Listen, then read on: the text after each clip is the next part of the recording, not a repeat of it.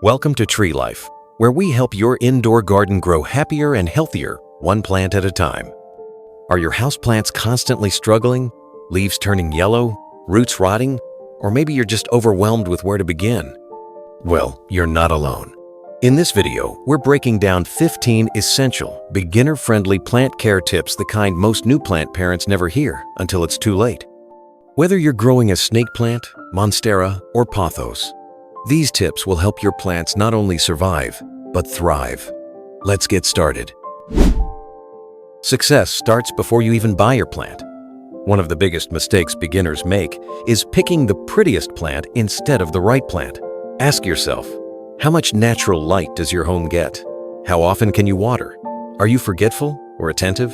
For low-light homes, try snake plants, pothos, or ZZ plants. For bright spots, go with fiddle-leaf figs, monsteras, or succulents. And if you're forgetful, choose drought-tolerant plants like aloe vera or rubber plants.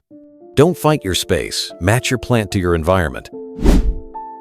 Overwatering is the #1 killer of houseplants. Here's why. Every plant has different water needs. A peace lily needs more frequent watering, while a snake plant might only need it every 2-3 weeks. Instead of watering on a schedule, learn to check the soil. Stick your finger in the soil up to your second knuckle if it feels dry. It's time to water. Also, always use pots with drainage holes. Sitting water equals root rot.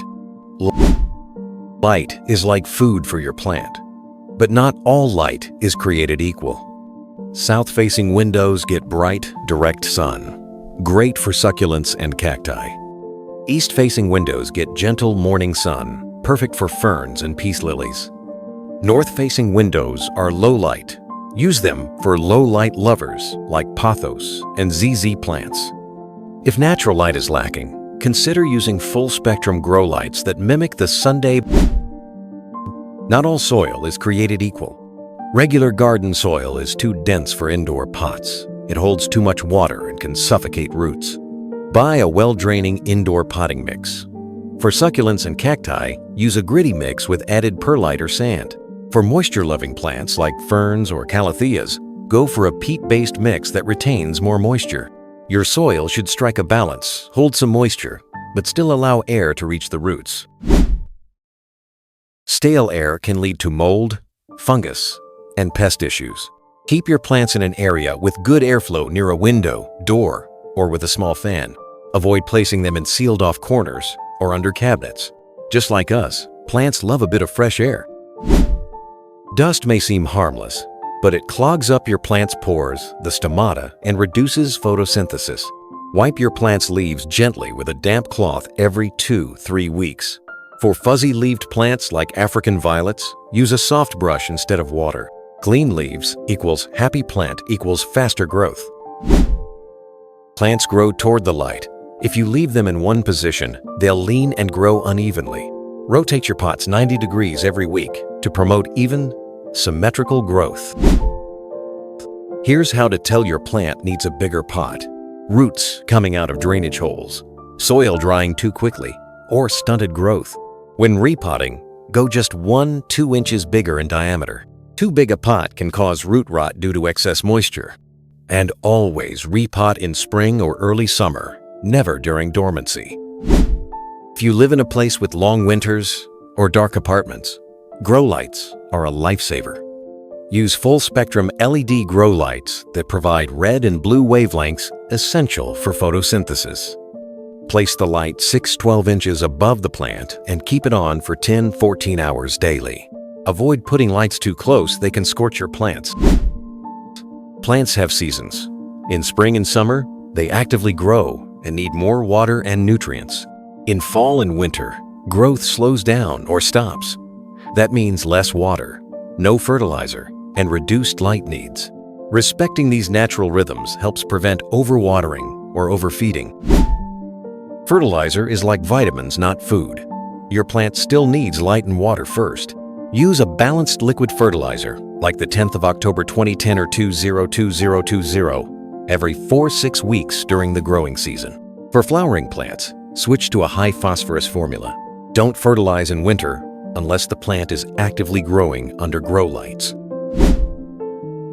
Check your plants weekly for pests like spider mites, gnats, and mealybugs. Look under leaves, on stems, and around the soil. Use neem oil, insecticidal soap, or a diluted alcohol spray to treat infestations. Quarantine new plants before adding them to your collection. Old leaves, fallen petals, and soggy soil can invite mold and pests. Regularly clean your plant space, remove dead leaves, and wipe off pots. Sanitize tools like scissors or shears to prevent disease spread. Tap water can contain chlorine, fluoride, and salts that may harm sensitive plants. If your leaves are browning or tips are crispy, this could be the culprit.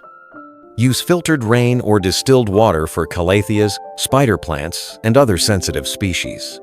Alternatively, leave tap water out for 24 hours to allow chemicals to evaporate. The most powerful tool for plant care is observation. Watch your plants. Are the leaves perky or drooping? Are they reaching toward the light? Are new leaves forming? Each plant is unique. Learn their language. And don't worry, every plant parent has lost a plant or two. It's part of the journey. Track your watering schedule, light conditions, and plant changes. A journal helps you spot patterns and improve care over time. Plants teach us patience, resilience, and care. They turn your home into a living, breathing sanctuary. The more you give them love, the more they give back through beauty, air purification, and peace. Thanks for spending this time with us at Tree Life. If you found these tips helpful, give us a thumbs up and subscribe for more plant care, indoor gardening, and sustainable living videos. Leave a comment below and tell us, what plant are you struggling with and what's your favorite? See you in the next video. And until then, keep growing.